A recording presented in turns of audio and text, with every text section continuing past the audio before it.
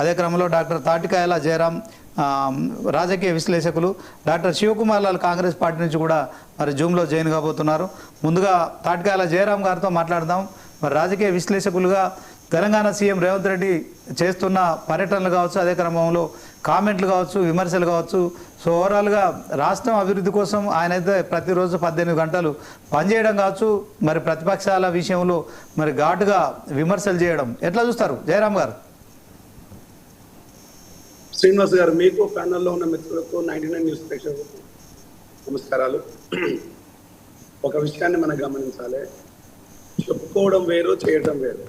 అంటే తమ ప్రోడక్ట్ గురించి పబ్లిసిటీ చేసుకునే ఏ కంపెనీలు కూడా మా ప్రోడక్ట్ లోపల చాలా గొప్పగా ఉందని చెప్తే తప్పితే మా ప్రోడక్ట్ లోపల ఏమీ లేదని ఎవరు పబ్లిసిటీ చేస్తారు. ఇక ఇక్కడ ప్రభుత్వంలో ఉండే నాయకులకు పబ్లిసిటీ అయితే కుదవే లేదు. ఎందుకంటే ప్రజల సొమ్ములు, ప్రజలకు సంబంధించిన అంశాలు, ప్రజాధనాన్ని ఏ విధంగానైనా ఎలాగైనా పబ్లిసిటీ చేసుకోవచ్చు. ఏ విధంగా చేసుకున్నా పెద్ద ఒరిగేది అడిగేటోడు లేడు. సో వీళ్ళకు జవాబుదారితనమే లేదు.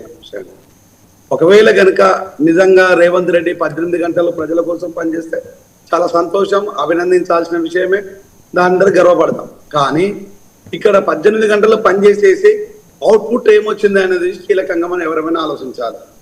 దేనిపైన పనిచేశారు? ఒకవేళ కనుక ప్రతిపక్షాలు అనుకున్నట్టుగా హైడ్రా మీద ఎత్తేసి ఒక బ్లాక్మెయిల్ రాజకీయాల కోసము, ల్యాండ్లను కబ్జా పెట్టడం కోసం, ల్యాండ్లను కొల్లగొట్టడం కోసమే అన్నట్టుగానే పనిచేస్తున్నారా? లేకపోతే ప్రజా సమస్యలకు, ప్రజా అవసరాల కోసము, ప్రజా అక్కర్ల కోసము, ప్రజా అవసరాల కోసం మాత్రం పనిచేస్తున్నారా అనే అంశాలు చాలా కీలకమైనవి. ఒకవేళ కనుక ప్రజా అవసరాల కోసం పనిచేసినట్టు అయితే ఇప్పటి వరకు మీరు చేసిన ప్రజా అవసరాల లోపల అవుట్కమ్ ఎక్కడి వరకు వచ్చేసింది? అంటే ఇక్కడ ఆర్థిక వనరులు ఏమైనా మెరుగుపడ్డాయా? లేకపోతే ఉద్యోగ విద్యావకాశాలు ఏమైనా మెరుగుపడ్డాయా? లేకపోతే విద్యా వైద్యం విషయం లోపల ఏమైనా మెరుగుపడిందా? లేకపోతే తాగుబోతులను తగ్గించేసి ఆల్కహాల్లను ఇంకా మీరు ఏమైనా ప్రజలకు దూరం చేసే ప్రోగ్రామ్ అయినా పెట్టారా?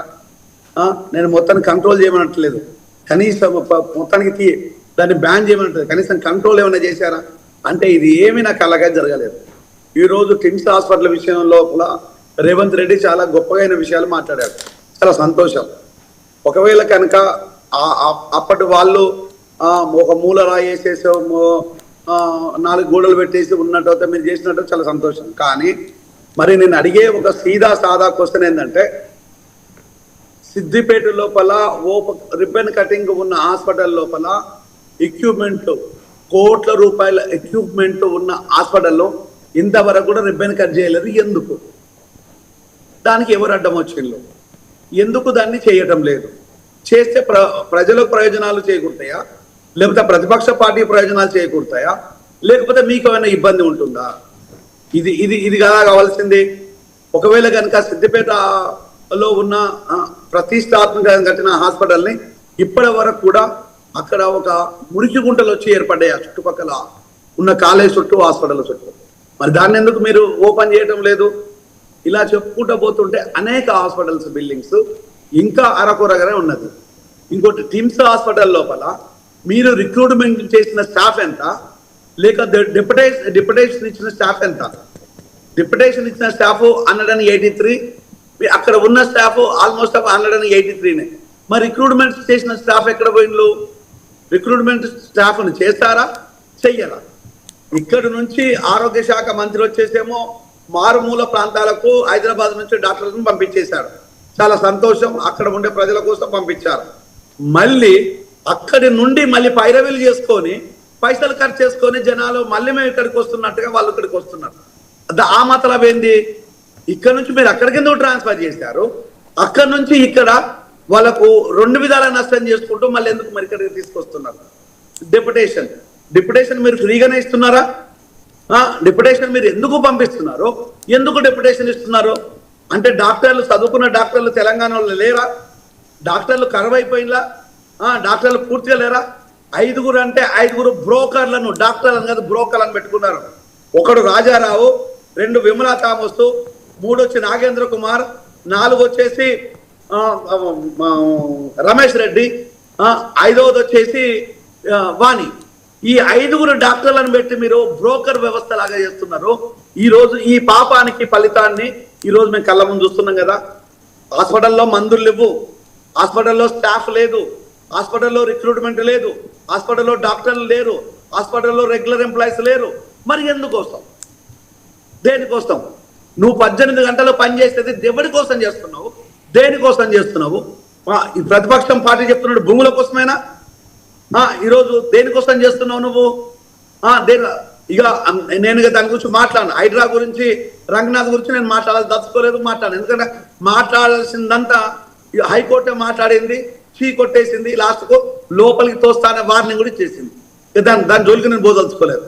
అంటే ఈరోజు నువ్వు 18 గంటలు చేస్తున్నా బిల్డప్ ఎందుకు? ఒకవేళ కనుక నువ్వు వస్తే ఓకే, నువ్వు మళ్ళీ అధికారంలోకి వస్తా అంటే అంత అసమర్థత ప్రతిపక్షం ఉంటే నువ్వు మళ్ళీ వస్తావు.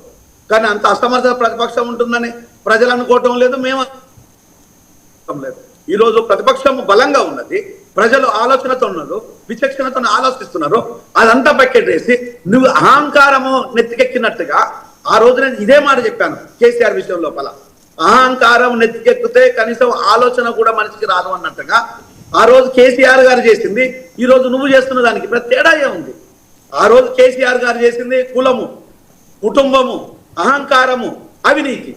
ఈరోజు నీ దగ్గర కులము, నీ కుటుంబము, అహంకారము, అవినీతి, ఇవన్నీ ఉన్నాయి కదా. మరి ఇంకా నువ్వు పెద్ద తోపు అని ఎందుకు చెప్పుకుంటున్నావు? నువ్వు ఏం చేసినావు కనుక మేము కొట్లాడితే నీకు అధికారం వచ్చింది, మేము రోడ్డు మీదకి వస్తే నీకు అధికారం వచ్చింది, మేము లొల్లి చేస్తే నీకు అధికారం వచ్చింది. ఈసారి నీ పాలనతో నీకు అధికారం రావాలి. నీ చేత అవుతా? నువ్వు నిజంగా చేయగలుగుతావా? నీ ప్రభుత్వంలో అవినీతినే లేదా? నీకు అహంకారంతో మాట్లాడతలేవా? ఒకవేళ కనుక ప్రజలు ఆశీర్వదిస్తే నువ్వు 5 సంవత్సరాలు కాదు 100 సంవత్సరాలు సీఎం ఉండు, మళ్ళీ జన్మంతో పుట్టి మళ్ళీ చచ్చి కూడా మళ్ళీ సీఎంగా, దానికి ఎవరికి అభ్యంతరాలు లేవు. కానీ ప్రజలకు ఈరోజు జరిగిన మంచి ఏందో ఒకసారి చెప్తావా?